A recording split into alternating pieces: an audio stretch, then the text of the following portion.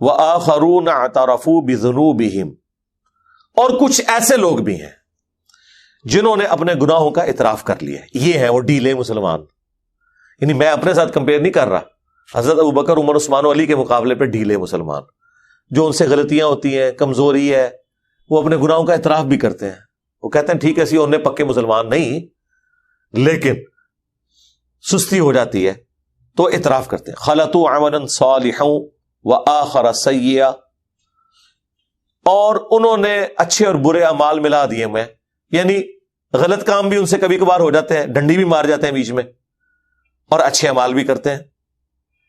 عسى اللہ ان يتوب علیہم، ان قریب اللہ تعالیٰ ان کی طرف توجہ فرمائے گا. یعنی اگر یہ صحیح راستے پہ آگے تو اللہ تعالیٰ ان کی توبہ کو بھی قبول کرے گا. ان اللہ غفور رحیم، بے شک اللہ تعالیٰ بخشنے والا مہربان ہے.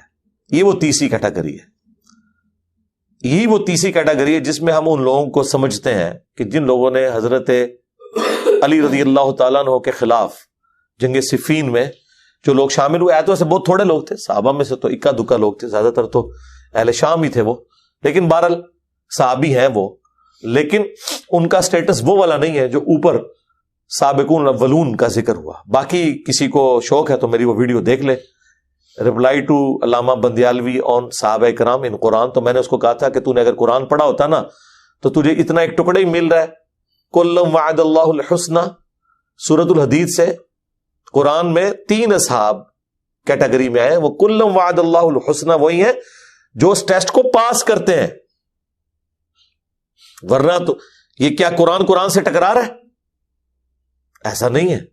سورۃ توبہ تو آخر میں نازل ہونے والی سورت ہے، بخاری مسلم میں آیا، تو اس میں تو بتایا جا رہا ہے اور بھی پریکٹیکلی ہمیں نظر بھی آ گیا. کلم وعد اللہ الحسنى، ان لوگوں کے لیے جو پوری کمٹمنٹ کے ساتھ مرتے دم تک قائم رہے. ساروں کے لیے بشارت نہیں ہے. تو یہ کوئی اتنا آسان معاملہ نہیں ہے کہ اس طریقے سے چیزوں کو آپ اپنی مرضی سے کریں. صحابہ کرام کی کیٹیگریز ہے، ہجرت مدینہ سے پہلے، ہجرت مدینہ کے بعد، صلح حدیبیہ سے پہلے، صلح حدیبیہ کے بعد، فتح مکہ سے پہلے، فتح مکہ کے بعد، یوں درجہ بدرجہ ہے.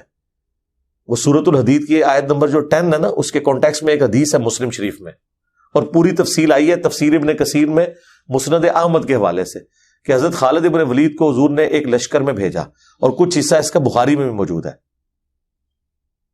وہاں انہوں سے مس ہینڈلنگ ہوگی. کچھ لوگ تھے جنہوں نے اسلمنا کہنے کی بجائے کہ ہم اسلام لائے، انہوں نے کہا ہم اپنے دین سے پھر گئے، اور دین سے پھرنا وہ اپنے پرانے دین بت پرستی سے پھر گئے. حضرت خالد بن ولید نے اس کی انٹرپریٹیشن یہ کی کہ یہ اسلام چھوڑ گئے، مرتد ہو گئے. اگرچہ باقی صحابہ نے انہیں کہا کہ آپ اس طرح نہ کرو، انہیں قید کر لو، حضور سے فیصلہ کروائیں گے. ان کا کہنے کا مقصد کیا ہے؟ وہ لاکھ پیٹتے رہے. کچھ لوگوں کو حضرت خالد نے قتل کر دیا، اور باقی جو صحاب تھے انہوں نے اپنے اپنے حصوں کے لوگوں کو چھپا کے رکھا، انہیں نہیں قتل کیا. اسی موقع پہ حضرت خالد ابن ولید نے عبد الرحمن بن عوف کو گالی دے دی تھی، جو مسلم شریف میں آیا 6488 نمبر حدیث، اور انہوں نے آگے حضور کو شکایت کی. بخاری میں الفاظ ہیں جب حضور تک شکایت پہنچی اس حوالے سے کہ یہ حضرت خالد نے قتل کیا، آپ نے 2 دفعہ ہاتھ اٹھا کے کہا اے اللہ خالد کے اس عمل سے میں بری ہوں. یہ خود جواب دے ہے. اور پھر حضور علیہ السلام نے وہ جو قتل ہوئے تھے سب کی دیت ادا کی، 100 اونٹ. ہاں، انٹینڈڈ نہیں مسئلے کو چھوڑا، ظاہر مسلمان قتل ہوئے تھے. تو حضرت خالد پھر پچھتاتے تھے کہ کاش میں اس سے پہلے مسلمان ہی نہ ہوا ہوتا، یہ گناہ تو مجھ سے دھل جاتا. مس ہینڈلنگ تو ہوگی ان سے.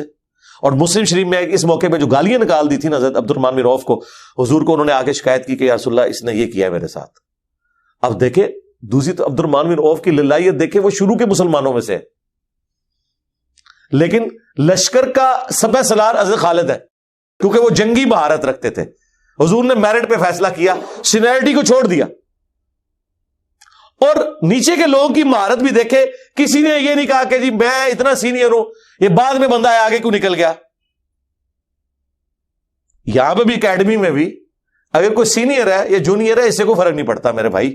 دار ارکم کے ساتھ جو جڑا ہوا ہے وہ دیکھنا ہے کس بندے کی کیا کمپیٹنسی ہے، اس کو کون سی ڈیوٹی اسائن کرنی ہے. ورنہ مجھے بتائیں عبد الرحمن بن عوف کے اوپر خالد ابن ولید کو لگا دینا، یہ زمین و آسمان کو ملانے والی بات ہے. عبد الرحمن بن عوف پہلے 10 مسلمانوں میں سے ہیں, عشرۃ مبشرہ ہیں. آپ کو حضرت علی تو نظر آتے ہیں حضور کا دفاع کرتے ہوئے, لیکن ذرا ایک لمحے کے لیے کبھی سوچیں کہ جب حضور نے دعوی نبوت کیا ہے اس وقت تو حضرت علی کی عمر 8 سال تھی. 8 سال کا بچہ تلوار چلا سکتا ہے کیا؟ اس وقت حضور کی حفاظت کون لوگ کرتے تھے؟ عبد الرحمن بن عوف, سعد بن ابی وقاص, یہ اس وقت بڑی عمروں کے تھے. حضرت علی تو بعد میں میدان عمل میں آیا نا, جب آپ ینگ ایج میں پہنچے ہیں. شروع میں جنہوں نے حضور کی حفاظت کی ہے وہ تو یہ لوگ ہیں, حضرت حمزہ. ٹھیک ہے, تو اس لیے پھر حضور کو اتنا غصہ آیا. مسلم کے الفاظ ہیں, آپ نے حضرت خالد کو بلا کے ڈانٹا. آپ نے فرمایا خالد تو میرے صحابہ کو گالیاں دے رہا ہے, اب تو احد پہاڑ کے برابر سونا بھی خیرات کر دینا. میرے عبد الرحمن بن عوف نے جو ایک مد گندم خیرات کی ہے 600 گرام, اس کے آدھے 300 گرام یعنی ایک مٹھی گندم عبد الرحمن بن عوف خرچ کرے, اور تو 7.5 کلومیٹر پہ پھیلا ہوا احد پہاڑ اس کے برابر سونا بھی خیرات کر دے, تو عبد الرحمن کا مقابلہ نہیں کر سکتا. سرکار 7.5 کلومیٹر تو چھوڑ دیں, اتنے سے ایریے پہ اگر پتھر ہو اور اس کے برابر سونا آپ کیلکولیٹ کریں تو اربوں ڈالرز بنتے ہیں. 7.5 کلومیٹر تو کوئی دنیا کمپیوٹر بھی نہیں کیلکولیٹ کر سکتا. اتنا بڑا فرق ہے. حالانکہ حضرت خالد ابن ولید فتح مکہ سے پہلے مسلمان ہوئے ہیں, لیکن صلح حدیبیہ کے بعد ہوئے ہیں. یہ دونوں کٹھے ہوئے تھے, عمر بن عاص اور خالد بن ولید, اور وہ وہاں سے واپس آ رہے تھے بےزتی کروا کے نجاشی سے, نہیں والے کیے تھے ان کے, اور یہ یہاں سے جا رہے تھے. دونوں ملے, ان کا واللہ یہ اللہ کے رسول ہیں, ان کے ساتھ غیبی مدد ہے, مجھے نہیں لگتا کہ ہم ان پہ غلبہ پا سکتے ہیں. تو وہ اسلام قبول کر لیا. لیکن اس کے باوجود نبی الاسلام نے حضرت خالد بن ولید کو ڈانٹا کہ اب تم بہت پہاڑ کے برابر بھی سونا خیرات کر دو نا, عبد الرحمن بن عوف کا مقابلہ نہیں ہو سکتا. اچھا, سبا سلار خالد بن ولید ہے, اور فضائل کا فرق اتنا ہے کہ خالد بن ولید پوری زندگی کیا, ان کو کروڑوں سال کی زندگی بھی مل جائے, عبد الرحمن بن عوف جیسا عمل کر ہی نہیں سکتے. تو اس کا مطلب ہے مرتبہ اپنی جگہ, ڈیوٹی اپنی جگہ.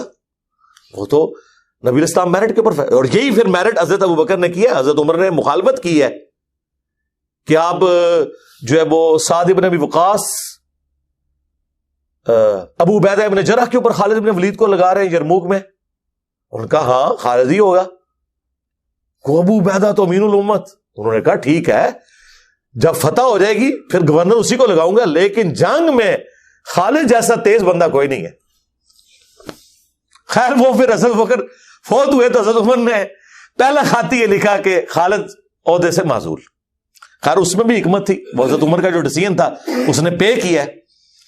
ایک بت پرستی تو ٹوٹ گئی کہ یہ فتوحات خالد کی وجہ سے نہیں ہو رہی, رب خالد کی وجہ سے ہو رہی ہے.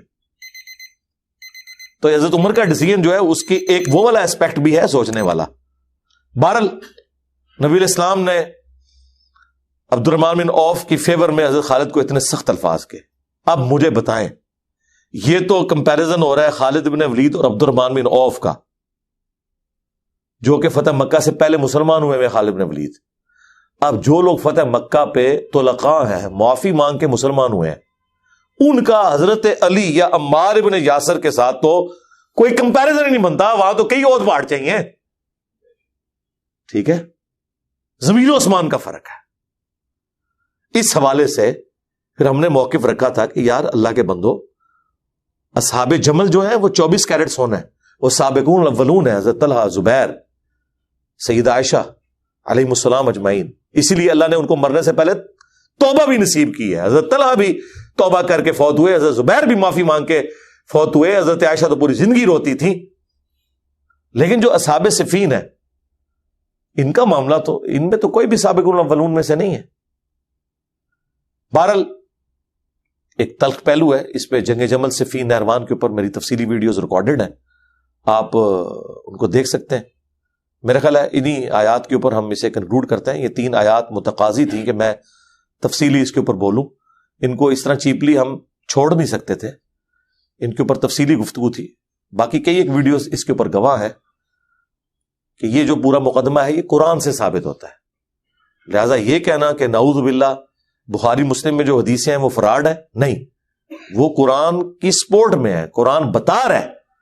اور مولانا اسحاق صاحب بڑی پیاری بات کرتے تھے کہ قرآن دسدا پہ ہے کہ کیڑا کیڑے لیول تے آندا ہے، جڑا کوئی تھلے آندا ہے تے قرآن دسدا ہے کہ وہ تھلے لیول دا ہے، جنہوں قرآن کہندا ہے اتے لیول دا ہی ہے، اور بخاری مسلم اس کے اوپر اور روشنی ڈالتی ہے اور بالکل کرسٹل کلیئر ہو جاتا ہے کہ کون کس جگہ پہ کھڑا ہوا ہے.